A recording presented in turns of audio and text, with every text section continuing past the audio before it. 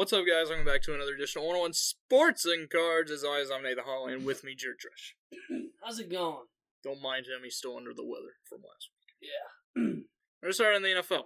So, NFL free agency starts next week. We're going to give some predictions later on, but first off, there is a ton of news to talk about in the NFL with the offseason.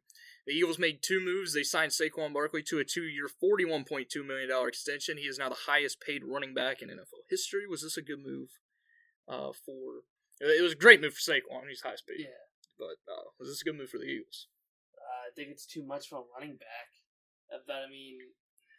He's the best running back in the league. Yeah, and The thing is, he will never top what he did last year. no. But I really think this is a Super Bowl team already. This is the odds-on favorite, I would say, to probably win the Super Bowl again. I think this is the toughest team in football to play, especially if they end up getting Myles Garrett, because I think they might be in the chase for him. They cannot afford him. But I think this is a good move. But for the money, it's going to help out James Cook. I know that. But Yeah, because he'll be the next rookie to get him and Jahmyr Gibbs are coming up on their extensions. Yeah. I just think it's too much. This is a great move for the Eagles. It's just a bad move for the rest of the teams around the league who are going to need to extend their running backs. Because you see it with the quarterback market, you see it with the defense, basically every position. Whenever somebody makes the most, of their position in history, the next person wants to be. Yeah. And that's what they're going to ask for. And so you're going to have guys like James Cook, Zach Moss, my God, Jahmyr Gibbs, Bijan, and many others who are going to want this type of money. And don't deserve it. The Eagles also re-signed Zach Bond to a 3-year, $51 million contract. Of course, he had a breakout season. Wisconsin Badger linebacker. He had a great year. This is a great move for the Eagles. They did cut Gardner Johnson. I think it was Gardner Johnson. That was Slay. Yeah, it's Darius Slay, not Gardner. They should cut Gardner Johnson due to the punk. Darius Slay and James Bradbury. So they do need. I would say they do need to upgrade their corners, but I mean when you have Cooper DeJean who really took over, and then the other rookie that they have, can't think of his name, but the Eagles are gonna be fine. The Bears made a massive trade today. They traded a 2026 4th-round pick to the Chiefs for Joe Thuney. This is a great move for the Bears. I don't know what the Chiefs are doing. Joe Thuney was their best offensive lineman, one of their best offensive linemen, and if you haven't watched Chiefs over the last few years, it's something that's basically the only thing they need to improve on is their offensive line. So to get rid of him, this is a massive move for the Bears. If they can build, they already have a great defense. They have great weapons. They have a good quarterback, and Caleb Williams. If they can build an offensive line, the Bears are going to be a scary team. And I hate saying it. The Jets cut Devontae Adams. We will give our prediction of where he will go later on. 49ers traded Deebo Samuel to the Commanders for a 5th-round pick. Did you like this move? For either team. I mean, Commanders get a good player for absolutely nothing, it seemed like. The thing is, can he stay healthy, though? This is a great move for the Commanders. I don't know what the 49ers are doing, because there's also been rumors that they're trying to shop Brandon Ayuk as well. If they get rid of them too, I don't know who, Purdy's going to be throwing it to, but they also have to worry about, giving Purdy QB money. Yeah. So, the 49ers, I think it's time to say that their window is closed. Yeah. The Bengals franchise tag T. Higgins, so he will be around for yet one more season. I believe this is this is the second time he's been franchise tagged. He cannot be franchise tagged next year, I believe. I believe that is the rule. The Seahawks cut Tyler Lockett. This is very surprising. He spent his entire 10-year career there. He's still a great wide receiver. And right after that happened, Adam Schefter reported that DK Metcalf requested a trade. So it looks like the Seahawks are completely going to go into full rebuild mode because they have talked about trading Geno Smith. There's been multiple teams interested. Who would you want to see DK go to? I know the Packers were one of the teams that were interested in him last week. There were rumors. They got shut down. But I would love him to be in Green Bay. Where would you want to see him go? I don't really know. DK's kind of been irrelevant since after his rookie year. You also got to think he hasn't had a good quarterback throwing to him. Geno Smith's good. I would say Geno Smith... When he's healthy. Yeah. And that's rare. I would say Geno Smith is arguably in the top 50% of QBs in the league. So he's in the top 16. Yeah. That's not that hard to do. No. But, I don't know. I guess to the Packers, it's just... I don't think DK's really that good. I really don't think he is. He's just fast and big. I think DK's a great player. If he got around an elite QB, like Jordan Love, he'd become even better. I could also see the Chargers be interested in him. They've been actively searching for a wide receiver. Of course, both of them teams as well have been looking at signing Devontae Adams. There's also many other teams, but DK, for one, he wants to go to a contender. And there's not very many contenders that can afford him without giving up a ton. It also depends on what the Seahawks actually want for him. Because I'm going to tell you right now, if Debo got traded for a 5th-round pick, you're not going to get a higher pick than that. But yet they're going to want that. Because he is younger, but he's also injury prone, just like Debo. The Bengals' Sam Hubbard retired at 29. It was a very surprising move, still in the prime of his career. It's a huge loss to the Bengals' defense that is already absolutely terrible. And they got to do a lot this offseason. Jaguars set to cut Christian Kirk. This is another wide receiver that will be on the market. He's been really hurt over the last 2 years. I believe he's missed 14 games over the last 2 seasons. Never really panned out too much in Jacksonville after having a solid start to his career in Arizona with the Cardinals. But he should gain a lot of interest. The Raiders signed Max Crosby to a 3-year, $106.5 million extension. He is the highest paid non-quarterback in NFL history. This is well-deserved. In my opinion, he's one of the best defensive players in the league. He just gets, absolutely no credit because he's on the Raiders. This also means that they're probably not going to trade him, despite there being a lot of trade rumors surrounding him. Did you like this move for the Raiders? Doesn't matter, they're still sucking. They're going to be irrelevant for 20 years. This team will never win more than 500% of the games in 10 years. 500%? They won't. 50%? Yeah. They won't finish the season 50%. They won't. They will always suck, no matter what they do. This team is trash. They suck. This is the worst team in football I've ever watched play. Yeah, the record didn't show it, but when I watch the games, it makes me want to gouge my eyes out watching. They have a good enough team. They just need a QB. Because Aiden O'Connell is not good. And Gardner Minshew, the fact that he's still in the NFL is a miracle. Max Crosby, yeah, great defender. Way too much money, in my opinion, for a defender. What am I talking about? Freaking everyone's getting paid so much money now. Hell, who's going to be the first $1 billion freaking QB? Probably going to end up being, Caleb Williams or someone. Or Jada Daniels. The rate we're going with these contracts, absolutely stupid. Dumb. You dumb? That's stupid. They shouldn't be making this much money. You think they should be making this much money? No, they shouldn't. But you know what? You know what's going to happen? All the ticket price and shit, and the hot dogs are going to go from $7 to $12 now to pay these people's contracts. No, they won't. The NFL cap space went up by like $30 million this offseason. Still, it's ridiculous they're getting paid this much money. Because of TV money. Because of Amazon. Yeah. Free agency begins next week. I have 9 relevant players. There's some other guys I didn't put on this list because you wouldn't know them.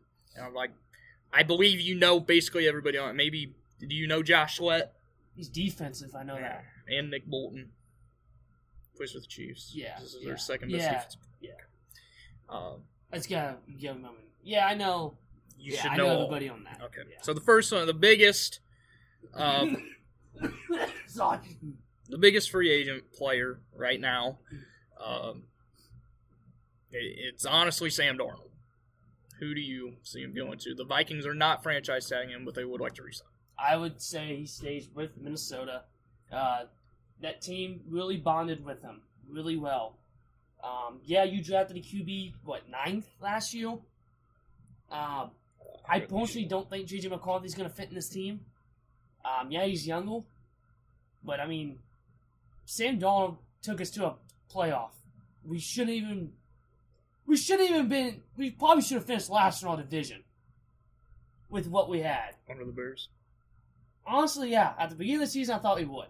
Everybody thought we would. I think we was projected to win 5 games, if that. We won 12. And we played great in crunch time. We won the most games behind in 1 touchdown games. I think with the Chiefs. Like, right there with the Chiefs. Yeah, Sam Darnold shit the bed, in the playoffs like he normally does. But he hasn't been to the playoffs, really. And in the last week of the season. Yeah. For the division. It's just, I don't know if JJ can do better. I just don't. We have a team that can win now. We really do. Do we want to risk taking on QB that played really well and just ship him off for nothing, not getting anything for him? If he wasn't going to get anything for him, you knew he wasn't going to keep him, you should trade him. Now, what you can do, you keep Sam Darnold, you put JJ behind him, and if you don't want to stick with JJ, you don't want to stick with Sam, you can trade him in the middle of the season, or you can do vice versa. You want to keep Sam, trade JJ, you'll get a ton for JJ because he's a young QB. I think right now you have to sign Sam Darnold, and then you do one of those 2 plays, and you either win games or you suck again with Sam Darnold, and you go with JJ and you trade one of them off, and you get some picks and playoffs. That is the best move for the Vikings this year. I'll tell you right now, they're never going to trade JJ. Well, I agree.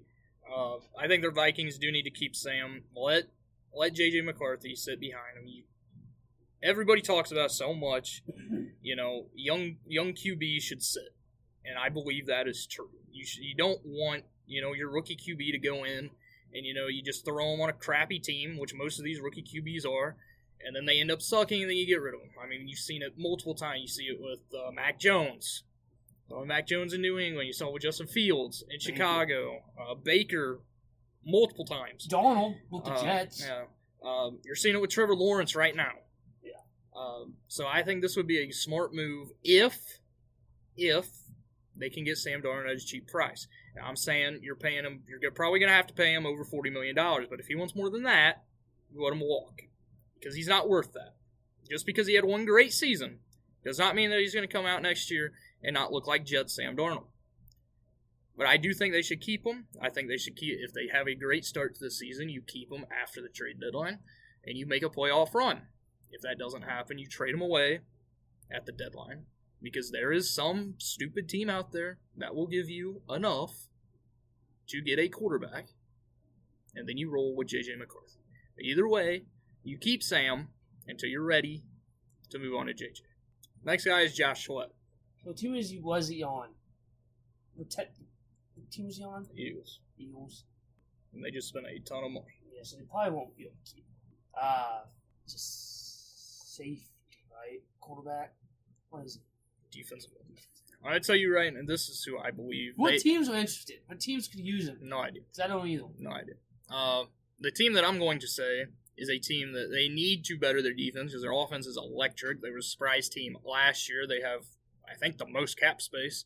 This summer, they just traded for Debo to up their offense. I'm going to go with the Commanders. They need defensive players to be a great fit with Dan Quinn, who's their head coach, defensive specialist, Dan Quinn. I believe Josh Sweat would fit perfectly there. Yeah, I can see it. Next guy is Nick Bolton.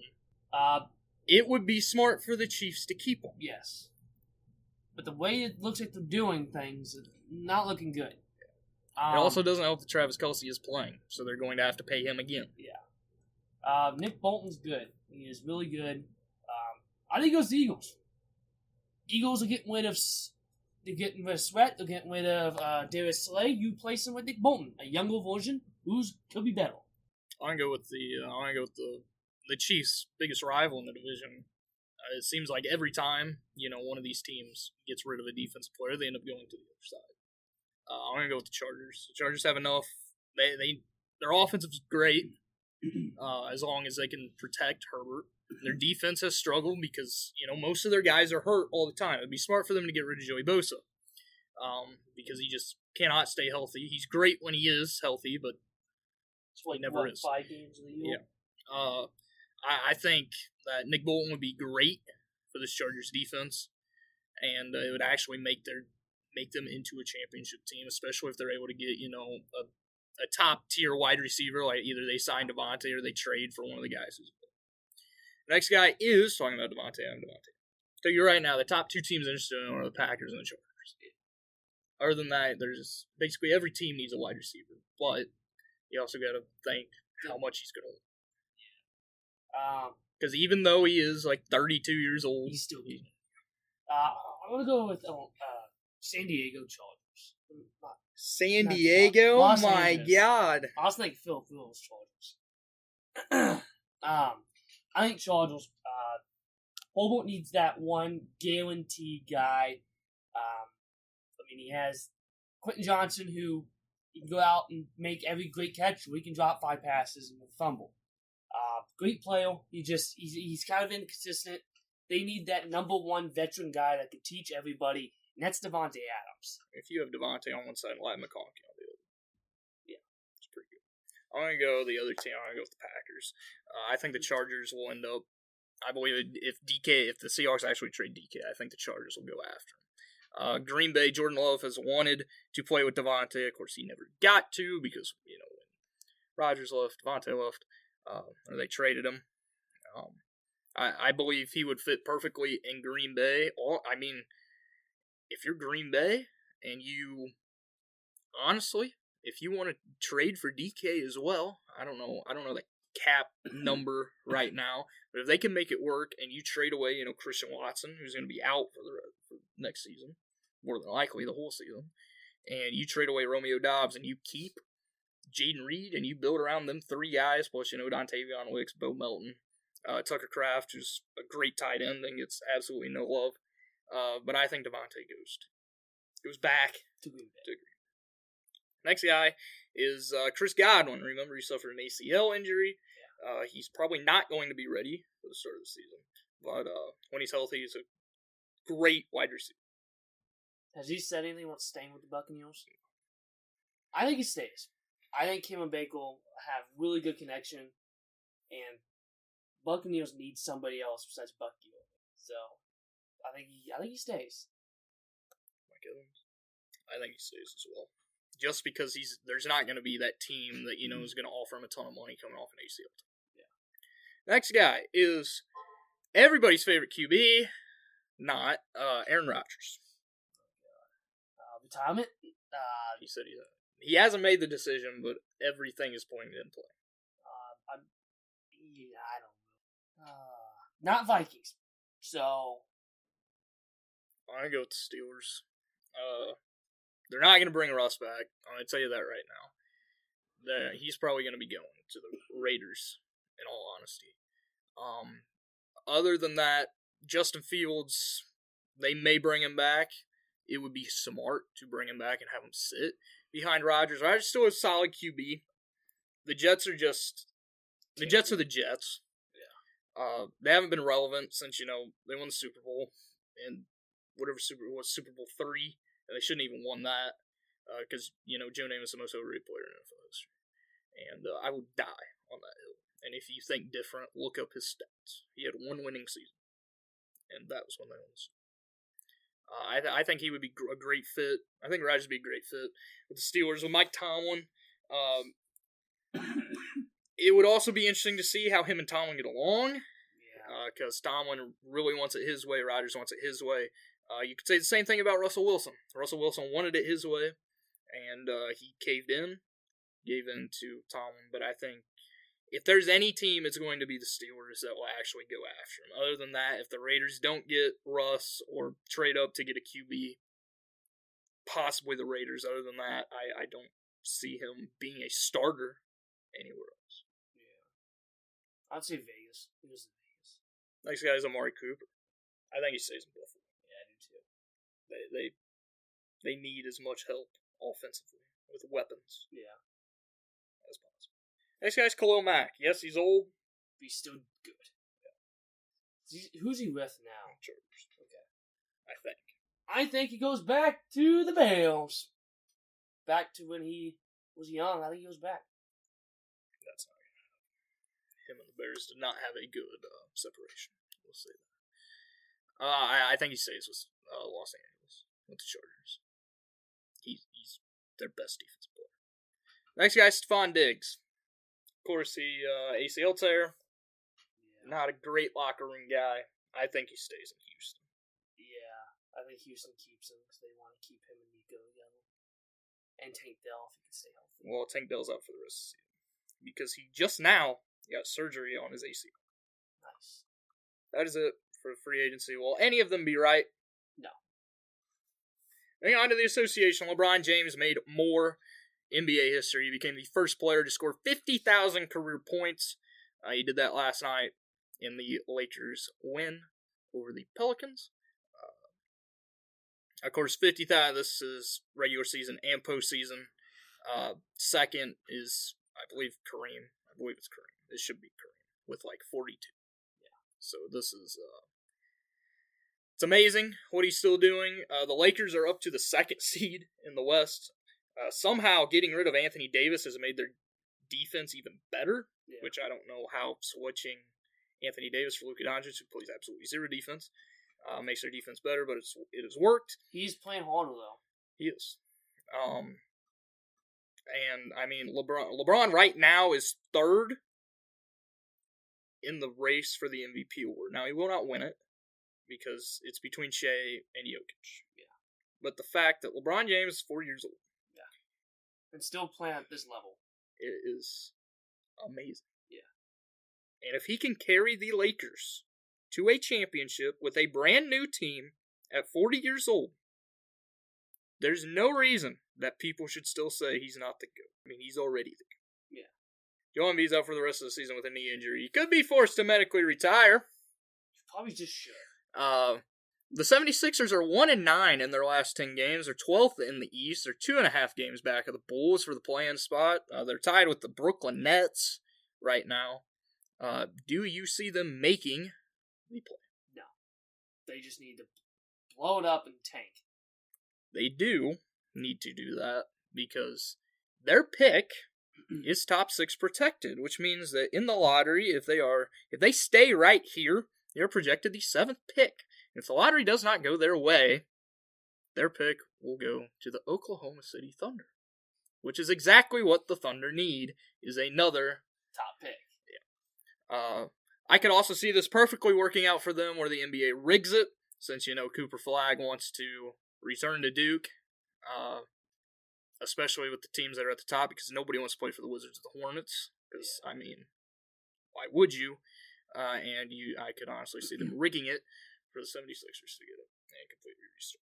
But we're not going to talk about that because I will tell you right now, the NBA draft lottery is rigged. It's been rigged the whole time. You think the Spurs should have gotten Victor?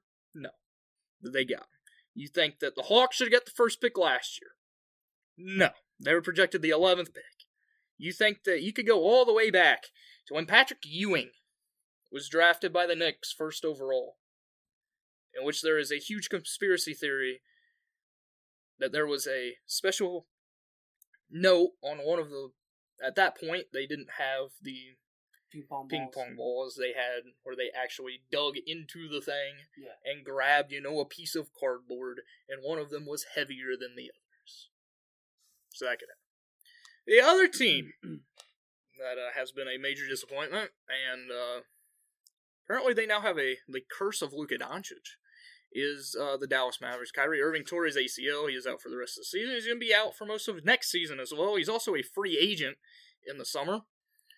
He does have a player option. But with this, the Mavericks set 10th in the West. They are 2.5 games ahead of the Phoenix Suns. Their whole team is injured. Anthony Davis is hurt. He's out for the foreseeable future. He could come back before the end of the season. Other than that, PJ Washington's hurt. Derek Lively's hurt. Daniel Gafford's hurt. Their whole front court's hurt. I don't know who they have. They have Kai Jones playing center. They just signed him. He's on a 2-way deal. And it's Kai Jones. Do you think that they should shut everybody down and just tank? Yeah. I believe they should as well. There is no reason that Anthony Davis should be on the court again this season. Because for one, you traded for him to build for the future, so you don't want him to, suffer another injury, because God knows that is all Anthony Davis does. He's a great player when he's healthy, but his nickname is Street Clothes Davis for a reason. The Magic also had a terrible injury. Jalen Suggs out for the rest of the season after he had to have knee surgery. The Magic had a real big downfall from last season. Remember last season they were a surprise team in the East. They finished 5th in the East standings. They took the Cavs to 7 games in the first round. Well, this season they're under 500. They're 8th in the West. They've lost 4 consecutive games.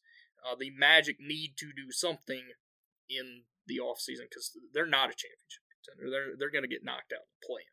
Yeah. I'm going to tell you that right now. They're not a good team outside of Paolo and Franz.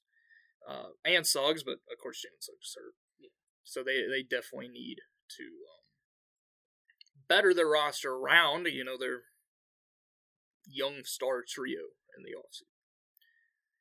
In the East, the Cavs have won 11 straight games. They lead the Celtics by 8 games.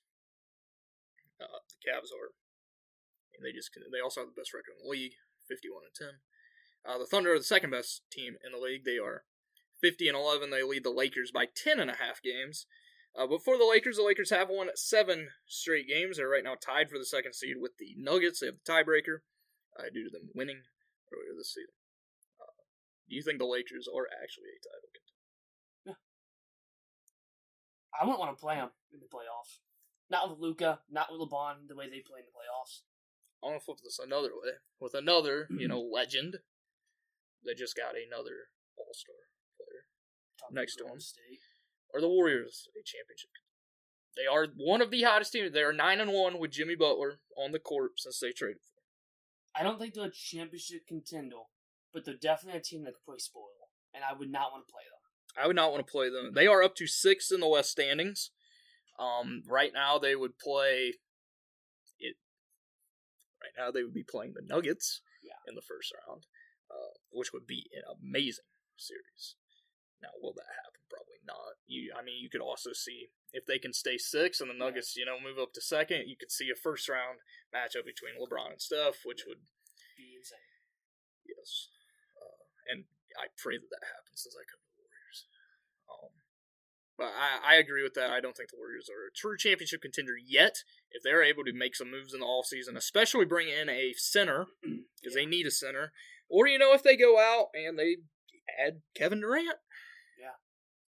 They're a championship contender because Jimmy Butler has made this team. They look like a completely different team with Jimmy Butler on the roster. And on the other side of that, the Miami Heat look like a completely different team with Jimmy Butler off the roster, because it's amazing that the Heat were actually a solid team when Jimmy Butler was sitting out games. They have been one of the worst teams since the deadline, since they traded him away. And Andrew Wiggins is, I don't think he's very happy in Miami. Moving on to the MLB. Adolis Garcia is set to undergo an MRI on his left oblique. His season opener is in doubt. This will be a massive loss for the Rangers. There was a lot of injuries in spring training just this week.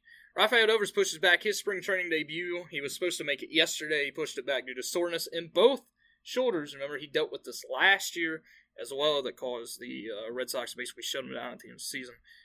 Is this a problem for Devers? Sounds like it is. Sounds like it's an ongoing problem. He just get checked out. Always just doing it just because he doesn't want to.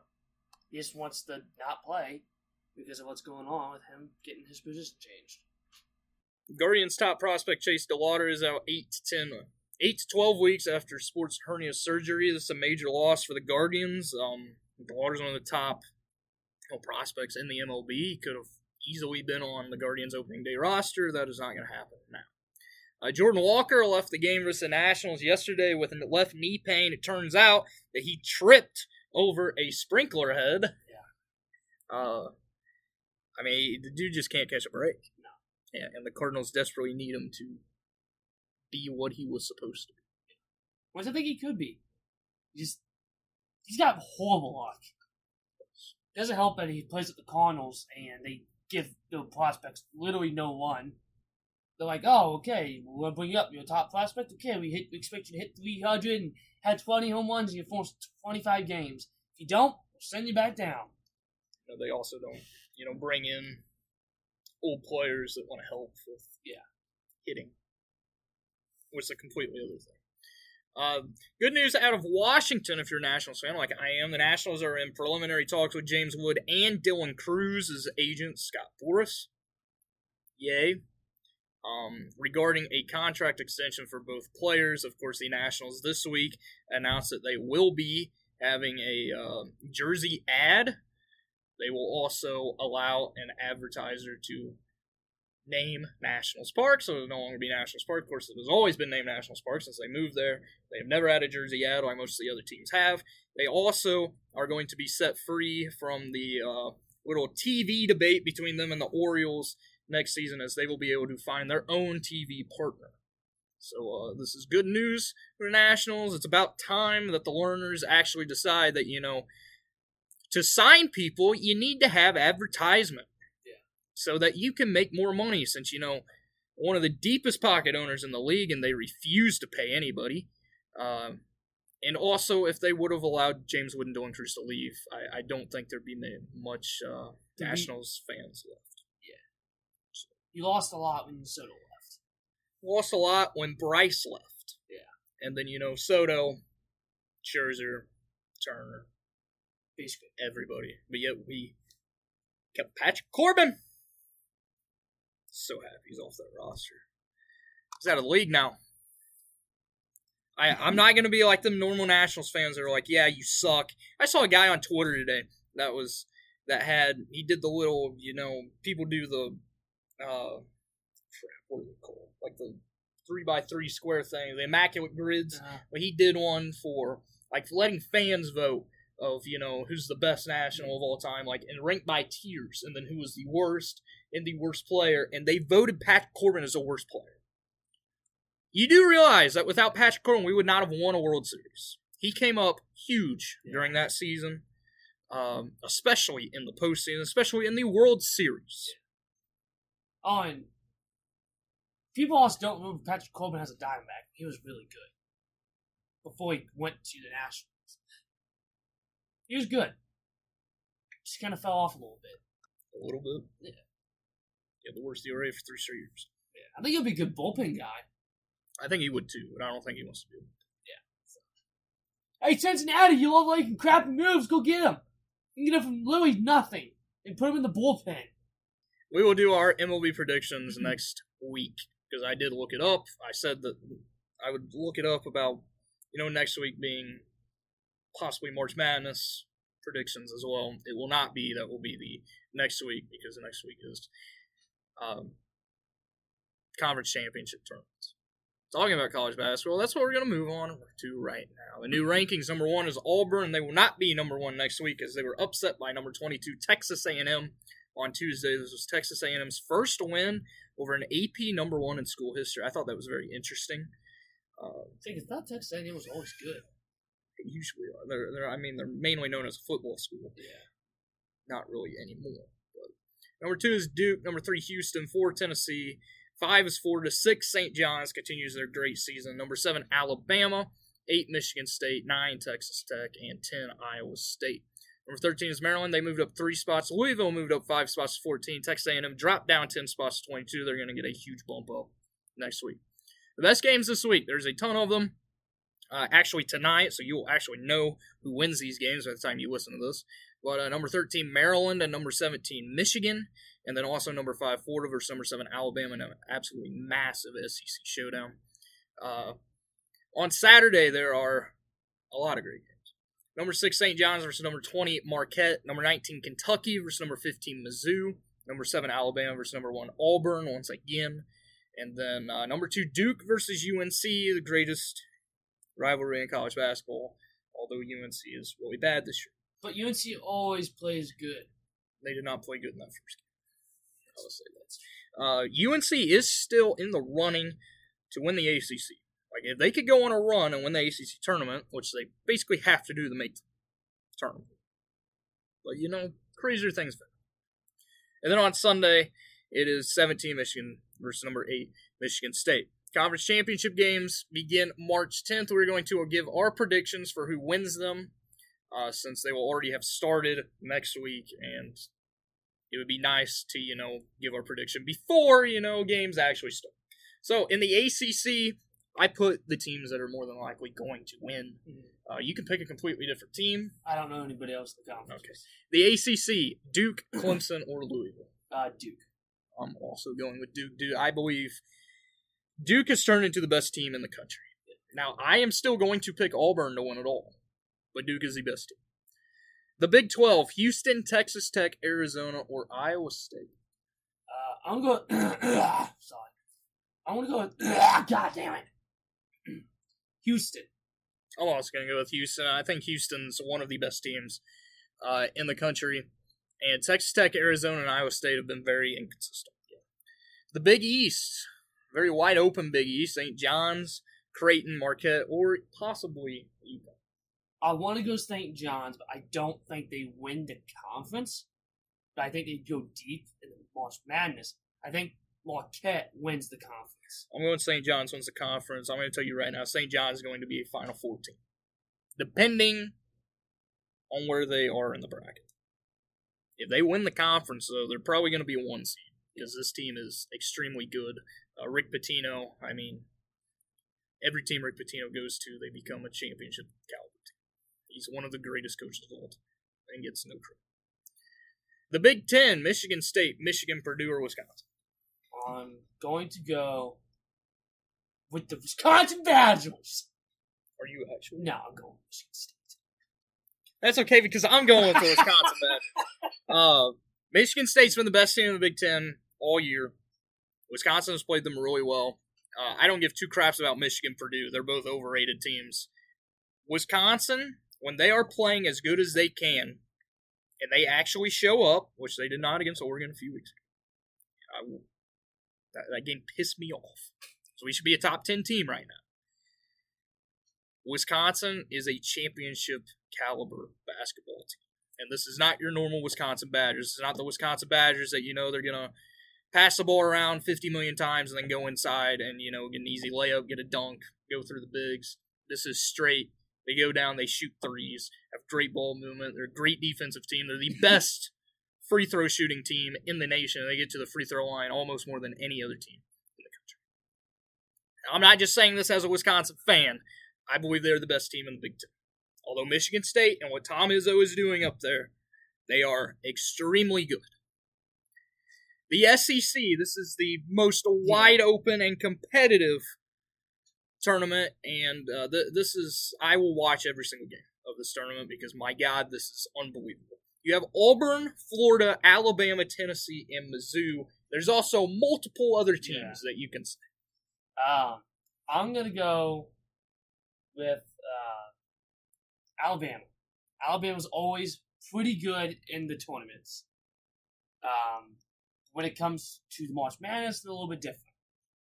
But I think Alabama gets it done. I said I'm picking Auburn to win it all. I got to go with Auburn. Auburn, outside of Duke, is the most complete team. They possibly have the Player of the Year in Broome. If Flag doesn't win it, it's a very tightly contested race between the two players. But Auburn, whenever they show up, they're the best team on the court every night, no matter who they go up against. And they've had easy wins against all these teams, except for Alabama. That was a great game. You're going to see it again this Saturday. And then Florida, they blew out Florida the first time, and then Florida was able to beat them the second time. Other than that, if it's not Auburn, it's Florida. I believe Florida is one of the top 5 teams in the country. They've had some tough losses. They have some injuries. But I'm going with it. Moving on to other sports, Joe Highsmith won the Cognizant Classic. This weekend there are 2 PGA matches, the Puerto Rico Open, and more importantly, the Arnold Palmer Invitation. Christopher Bell won at Coda, his second win of the season, second win back-to-back. Phoenix is this weekend. Who wins? Kyle Lawson. I hate this. Kevin Harvick. That's who I'd always say. He's the best driver ever at Phoenix. You know what? I like his aggression. I liked his aggression at Atlanta. Didn't have the best race. I could have. not the best road course race. He's going to Hocevar. Going Carson Hocevar gets his first career win. Yeah, he might wreck out the field. I love what he's doing. He's turned into Ross Chastain. And I love it. And people hate it, but I love it. You got to have one of them guys. Ross Chastain, he did that for the 1 year. He got bitched at by, literally everybody, including Rick Hendrick. And after that, he's, become soft. It sucks now. And Hocevar is not going to have that happen. I'm going to tell you right now, Carson Hocevar does not give two craps what anybody thinks. No. And he also does this in dirt cars, too. He will like you in dirt cars as well. So I'm going with it. Alex Palou wins at St. Petersburg, the first race of the IndyCar season. They're off until March 23rd. Next week, F1 begins. Yeah.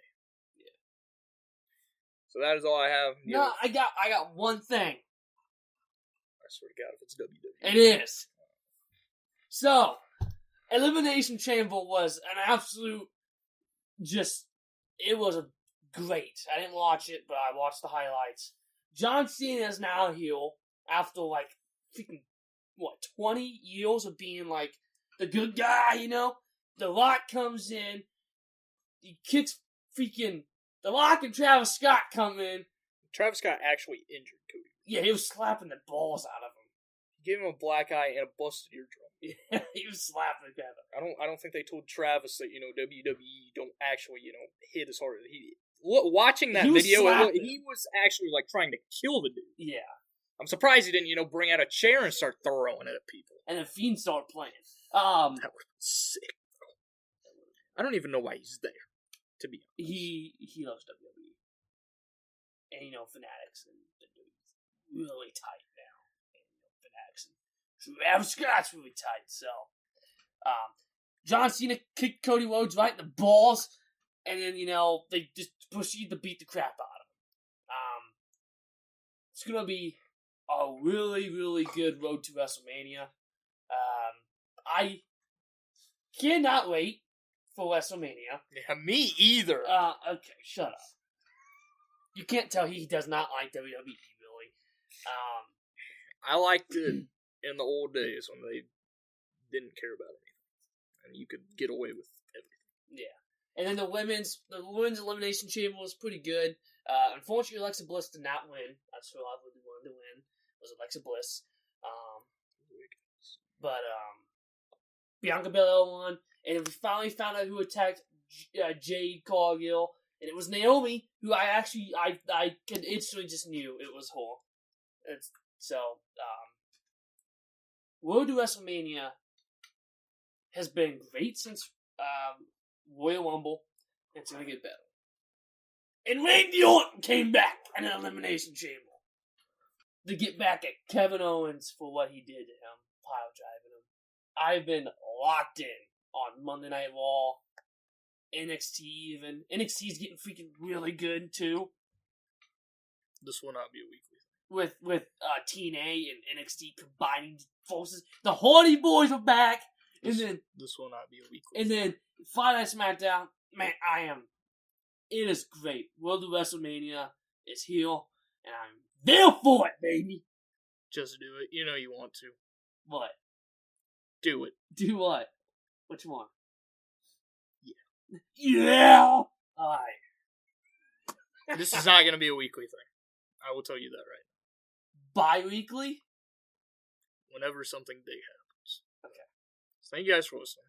Come back here next week. Enjoy a huge weekend in college basketball. The final weekend of college basketball before, March actually hits us with the conference championship tournaments. You also have free agency next week for the NFL. Going to be a lot of people going different places. Also, the NBA crunch time. There's a little over a month and a half left in the season. A lot of you basically know who's going to be the top 10 teams in each conference, but there's going to be a lot of switching of positions. We'll say that, especially in the West, because the West is wide open. Besides Thunder. Yeah. Thank you guys for listening. Come back here next week. Peace.